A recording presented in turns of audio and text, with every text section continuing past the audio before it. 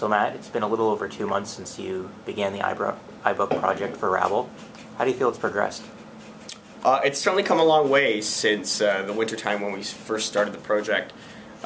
When we first got all of our content, we were really unsure what to do with it just because there was so much.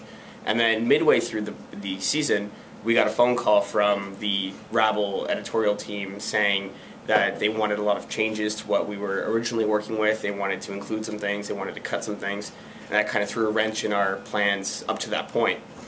But now we've taken the last few weeks to kind of regroup, and we're really back on track, and we're excited to preview the complete book tomorrow to the films faculty. Mm-hmm.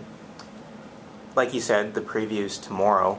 How do you feel that it's changed from what your original vision, from what your team's original vision was of the iBook? Well, I think one of the big problems that we originally faced was the fact that we weren't sure what the book should be. Now, that's because we based our narrative of the book on world events, so things like the Arab Spring and the Occupy movement, etc., that really folded in nicely with Rabble's content. It's important to remember that the different media features that we've included, things like Rabble TV, the Rabble Podcast Network shows, all those things really serve to break it up and add an important interactive element to the book, and I think that's something that will really shine through when we demo it out. When you present the iBook tomorrow, along with the Thais iBook, what do you hope that people will take away from this? Well, I think the biggest thing that I hope to convey to everyone tomorrow is the fact that all of these things, both the Thai and the Rabble, they were built using 1.0 software. So things that are kind of in their baby legs with a lot of bugs still in them, and that's going to change. A lot of people aren't too concerned when new software is first released. I mean, we've seen that with the original iPod, with the original iPhone, just a couple of examples that they aren't viewed as the game changers they are until it's much too late. And I think that iBook's author is a similar event where it's kind of coming into its own for the next little while from a journalism standpoint.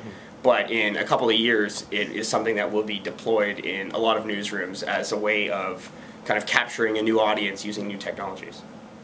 Since you mentioned that it's something that will likely be deployed, hopefully in the coming years, how do you think this sets you apart from grads in other journalism programs with a market that's so saturated with people looking for work? Well, it's a great advantage to have. I mean, from my knowledge, I don't know of any other journalism programs in particular that are using iBook's author even as a kind of classroom project. And there are very few books in general on the iBook store through Apple that have been built using iBook's author. It's a tool primarily used for education and school uses like textbooks. But I think by repurposing it for a journalism point of view, some very interesting possibilities open up.